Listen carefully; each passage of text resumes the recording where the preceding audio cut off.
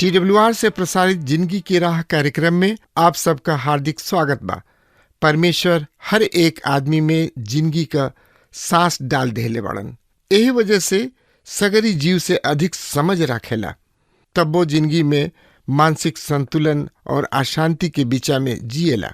यही खातिर ये सिलसिलावार बाइबल का अध्ययन आप लोगन की सेवा में प्रस्तुत कइल जाता कि जिंदगी जिए का सही ढंग जान सकें।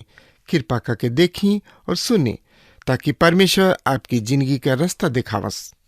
हाँ मित्र, ये अध्याय के मुख्य विषय है प्रभु यीशु मसीह के द्वित आगमन, पवित्रता के आशा है। प्रभु यीशु मसीह के आइल शांति के आशा है। विश्वासी सबके चाल चलन कैसे होखे के चाहिए, एकरा बारे में हमनी के ज्यादा से ज्यादा जानकारी खातिर रुआ हमरा संगे आपन पवित्र शास्त्र बाइबल निकाल ली। पहला थिस्सलुनीकी 4 अध्याय 1 पद से लेके 3 पद एह तरी से बता रहा बा। आखिरी में, हे भाई लोग, हम तोहनी लोग से विनती करतानी और तोहनी लोग के प्रभु यीशु में समझावतानी कि जैसे तोहनी लोग हमसे निमन चाल चलन और परमेश्वर के खुश करे के सीख पौले बड़ा, जैसन कि तोहनी लोग चलबो करेला ओ सही और लोगन जानेलन कि हम प्रभु यीशु के अधिकार के ओर से तोहनी लोग के कवन कवन आदेश दिहनी। 3 पद, काहे कि परमेश्वर के ये इच्छा बा कि तोहनी लोग पवित्र बना, यानी बेविचार से बचल रहा। आई हमनी के फिर से पहला थिस्सलुनीकी 4 अध्याय के 1 पद से इस संदेश के शुरू कल जाओ। अभी हमनी के जौन पढ़ने जाए 1 से 3 पद, इस सरसरी निगाह से हमनी के एक नजर देखनी जा। पर अब हमनी के ए संदेश के शुरू करे के 1 पद से, त ए पद में का लिखल बा और वह हमरा संगे अपना पवित्र शास्त्र बाइबल में देखी। हम पढ़ रहल बानी। आखिरी में, हे भाई लोग, हम तोहनी लोग के प्रभु यीशु में निवेदन करतानी और तोहनी लोग के समझावतानी कि जैसे तोहनी लोग जोग चाल चले के और परमेश्वर के खुश करे के शिक्षा पौले बड़ा, जैसे कि तोहनी लोग सचहू चलेला लोग, वही तरी औरी भी अधिक बढ़त जा लोग। मित्र, ई भाग हमनी के सिखावता कि प्रभु यीशु मसीह के ओर प्रकाश में एगो विश्वासी के जैसन जिंदगी जिए के चाही, वही तरी हमनी के चले के चाही। एकर मतलब एक ही शब्द है, चलल। चलल में है, जना से हम पहला और 12वां पद में पाई न जाए। ई प्रभु यीशु मसीह के आवे के विषय आशा के व्यवहारिक दृष्टिकोण है। आज हमनी के आगे के ओर देखे चाहतानी, जब हमनी से हवा में मिलब जा, लेकिन अबे हमनी के संसार में बानी जा। हमनी के चले के आवश्यकता बा। हमनी के ओह तरीके जिंदगी जिए के बा जौना से परमेश्वर खुश होखस। ऐसे हमनी के बना जाए न जा। हमनी के आगे बढ़त जाए के बा। प्रभु में हमनी के अनुग्रह और ज्ञान में बढ़े के बा। हमनी के उनका नाम में बढ़त जाए के बा। विश्वासी सबके मसीही आचरण बहुत ही खास बा। वचन के कई भाग में एकरा ऊपर जोर दिहल गइल बा। एगो विश्वासी आपन मनमाना नहीं कर सकत, बल्कि ऊ प्रभु यीशु मसीह के प्रसन्न करेले। मित्र, तो एकरा बारे में और ज्यादा से ज्यादा जानकारी खातिर रुआ हमरा संगे आपन पवित्र शास्त्र बाइबल निकाल ली। पहला थिस्सलुनीकी 4 अध्याय के 2 पद एह तरी से बता रहल बा, काहे कि तोहनी लोग जाना ताड़ा कि हम प्रभु यीशु मसीह के अधिकार से तोहनी लोग कौन कौन आज्ञा देले बानी। मित्र, मसीही आचरण के विषय में पौलुस थिस्सलुनी के लोगन के कुछ आज्ञा सबके देताणे। रुआ के याद होई कि प्रभु यीशु मसीह भी कुछ आज्ञा सबके देले रहन।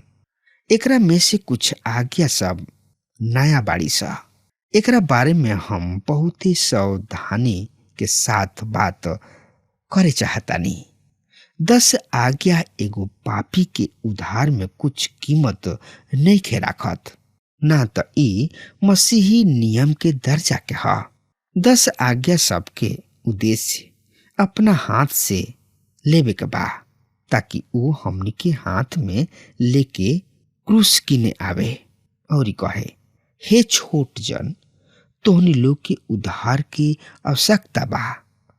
10 आज्ञा ऐनक के समान ह, जौन की हमनी के पाप के देखावेले कि हमनी के पापी हैं जा, और हमनी के उद्धारकर्ता के आवश्यकता भी बा। ई उनकर उद्देश्य है, चाहे जौन कुछ भी होके विश्वासी सबके खातिर ई आज्ञा है। मसीही नियम के संतुलित 10 आज्ञा से कहीं ऊंचा बा।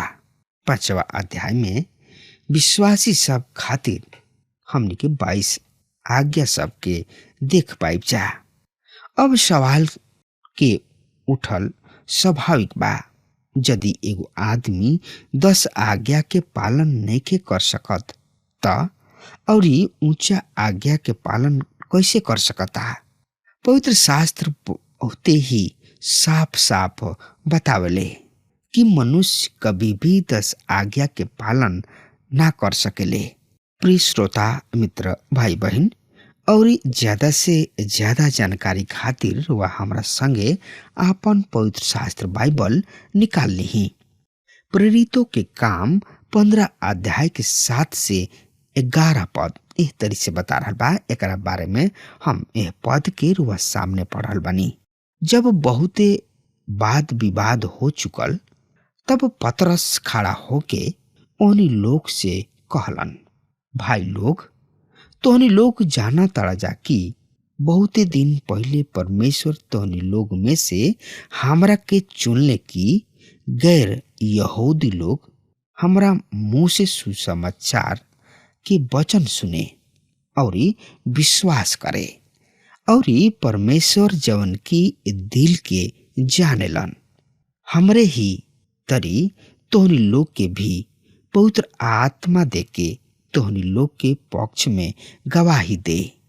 ए तरी विश्वासी के द्वारा तोहनी लोग के दिल के शुद्ध करके उ हमरा में और तोहनी लोग में कोनो अंतर ना रखले। 10 पद, अतः चेलन के गर्दन पर ऐसन जुआ राख के जौना से ना तो हमार पूर्वज और ना हम उठा सकल बानी। अब काहे परमेश्वर के प्रतीक्षा करताड़ा। 11 पद, पर हमारा निश्चय बा कि प्रभु यीशु मसीह के अनुग्रह से हमनी के उद्धार वही घड़ी भइल जौना तरी तोहनी लोग के या उनकर। मनुष्य अपना आप से कुछ भी नहीं के कर सकत, ई केवल पवित्र आत्मा के द्वारा ही हो सकता, जौन की विश्वासी सबके जिंदगी में निवास करेला। रोज जानतानी कि मसीह यीशु के द्वारा हमनी के का आज्ञा मिलल बा। पौलुस किने विश्वासी सबके खातिर कुछ आज्ञा रहे। हमनी के बिना नियम के नहीं खींचा, हमनी के अनुशासित होके के चाहिए, और हमनी के प्रभु यीशु मसीह के आज्ञाकारी होके के चाहिए। हमनी के संबंध प्रेम के होके के चाहिए। प्रभु यीशु कहले यूहन्ना रचित सुसमाचार 14 अध्याय के 15 पद में एह तरी से सुनी ध्यान से हम एह पद के पढ़ल बनी, यदि तोहनी लोग हमरा से हमरा नाम से कुछ भी मंगब लोग तो हम ओकरा के करब। आई यही लगल रुआ हमरा संगे आपन पवित्र शास्त्र बाइबल निकाल ली। पहला थिस्सलुनीकी 4 अध्याय के 3 पद के हम पढ़े जा रहल बानी। परमेश्वर के इच्छा बा कि तोहनी लोग पवित्र बना, अर्थात बेविचार से बचल रहा। पवित्रता ही सबसे सुघर शब्द है, लेकिन एकरा के बहुते ही बुरा तरी से समझल गइल बा। यदि रउआ पवित्र शास्त्र पढ़ब त रउआ के पवित्रता के ऐसन बहुते मतलब सामने उभर के आ जाई। पवित्रता के मतलब एकदम पाप से अछूता ना, बल्कि परमेश्वर खातिर अलग कइल गइल चुनल गइल आदमी। यदि रउआ विचार करब त मूसा और दाऊद भी पाप कइले रहन, मगर ऊ दोनों जाना परमेश्वर के चुनल गइल आदमी रहन। ऐसे ओहनी जाना पवित्र रहन। मनुष्य के पवित्रता पवित्र आत्मा के कार्य है। हमन के एकरा ऊपर 3 गो दृष्टिकोण से विचार करे के बा, काहे कि ई बहुत ही महत्वपूर्ण यानी कि खास है। पहल का है स्थितीय पवित्रता। प्रभु यीशु मसीह हमने के पवित्रता के स्थिति में ले आइल बाणे, पवित्र कइले बाणे। हमने के उनका ऊपर विश्वास कइले बानी जा, उनका के हमने के प्यार कइले बानी जा। जौना घड़ी उनका के अपना जिंदगी के नैया के पतवार बनौनी जा, वही घड़ी हमने के बच गइल बानी जा। हमने के प्रभु यीशु मसीह अपना योग्यता के आधार पर ग्रहण ना कइनी जा, बल्कि जौन कुछ ऊ हमने खातिर कइले वो आधार पर। स्थितीय पवित्रता के मतलब प्रभु यीशु मसीह में परिपूर्णता। दूसर का है व्यवहारिक पवित्रता। एकर मतलब पवित्र आत्मा हमनी के जिंदगी में काम कर रहल बा, ताकि हमनी के पवित्रता की जिंदगी जी सकी जा। ई व्यवहारिक पवित्रता कभी भी सिद्ध नहीं के हो सकत जब तक कि हमनी के इस शरीर में बानी जा। तीसर का है संपूर्ण पवित्रता। संपूर्ण पवित्रता भविष्य में आई जब हमनी के प्रभु यीशु मसीह के स्वरूप में बदल जाइब जा, तब स्थितीय और व्यवहारिक पवित्रता भी सिद्ध हो जाई।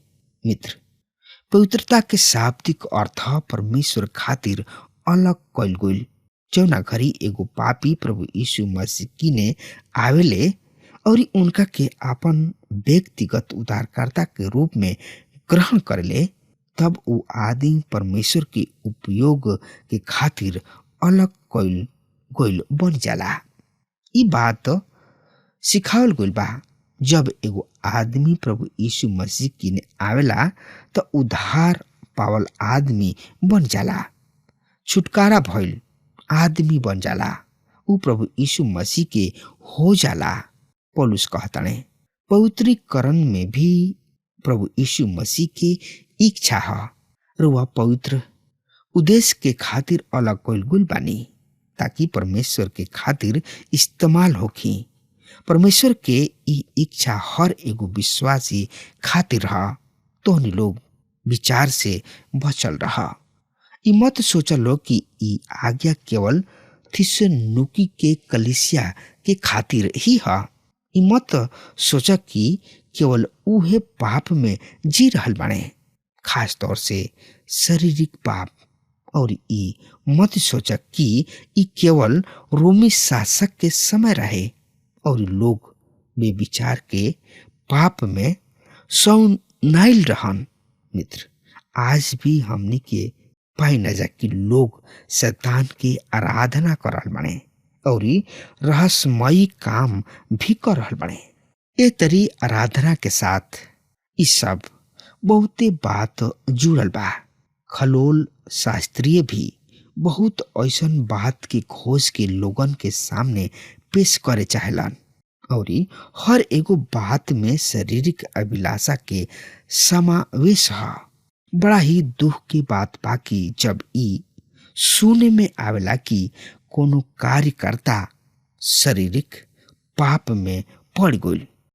ऐसन बहुते कलिसिया बाड़ी सा जौन की ऐसना लोगन के बचावेली सा। हमनी के उ लोग हैं जा जौन की परमेश्वर के द्वारा अलग कोइल गोइल बानी जा। पौलुस कहले शारीरिक अभिलाषा सब में सम्मिलित नहीं हो सकत। हमनी के शरीर के चलौले ना चले के चाहिए। जब हमनी के प्रभु यीशु मसीह ओ संसार से अलग कोइलन तब प्रभु के बात के ही सुन के हमनी के चले के चाहिए। काहे कि प्रभु महान और अनुग्रहकारी हमें उ राह बतावेलन, उ मार्गदर्शन करेलन कि हमनी के कौना राह पर चले के बा। हमनी के पाप में नहीं खे डूबे के। हमनी के पवित्र शास्त्र बाइबल बड़ा साफ से बतावेले कि जैसे प्रभु पवित्र हवन वही तरी हमनियों के पवित्र होके के चाहिए। कारण कि प्रभु पवित्र बाणे और प्रभु चाहेलन कि हमार लइका बच्चा भी पवित्र बनो। हमनी के वो संसार में से हमनी के अपना संसार में प्रभु बुलौले बने ताकि हमनी के उनका साथ चली जा, उनका संग रह जा, एक दूसरा के सहायता करी जा, एक दूसरा के मदद करी जा, एक दूसरा के समस्या से उबारी जा, सलाह दी जा। हमनी के एक खातिर प्रभु यीशु मसीह बुलौले बने और सबसे बड़ ई बात बा कि हमनी के अपना उद्धार के पहचानी जा कि हमनी के उद्धारकर्ता प्रभु कौन हमें। प्रभु कहलन मार्ग सत्य और जिंदगी हम ही हई। हमारा बेगर केहू स्वर्ग में प्रवेश ना कर सकी। ई प्रभु के चैलेंज है, प्रभु के ऐलान है। हमनी के प्रभु उद्धारकर्ता हमें, मुक्तिदाता हमें और पाप से छोड़ावे वाला प्रभु हमें प्यार करलन और आज भी अपन हाथ दोनों फैला के रउआ के नाम ध के बोला रहल बने। रुआ प्रभु यीशु मसीह की ने आई और उनका के उद्धारकर्ता के रूप में स्वीकार करी। प्रभु कहलन देख हम कतना भला बानी। मित्र प्रभु की ने आई और अपना आप के पूरा तरी से प्रभु के हवाले कर दी। अब हमार समय खत्म हो रहा बा, तब तक खातिर वह हमरा के आज्ञा नहीं। परमेश्वर रुआ की बहुते बहुते आशीष देस। आमीन। हमके विश्वास बा कि ई कार्यक्रम आप सब खातिर फायदेमंद सिद्ध भइल हुई। हम चाहतनी कि आप सब अपन अपन आशीष हमरों से बांटी। अगर आप सबके लगे बाइबल से चाहे आपकी निजी जिंदगी से क्यों सवाल होके चाहे क्यों समस्या खातिर प्रार्थना करावे चाहतनी तो हमारी फोन नंबर पर जरूर संपर्क करें। परमेश्वर आप सबके बहुत आशीष प्रदान करें और आज का दिन आप खातिर सुखद बनावे।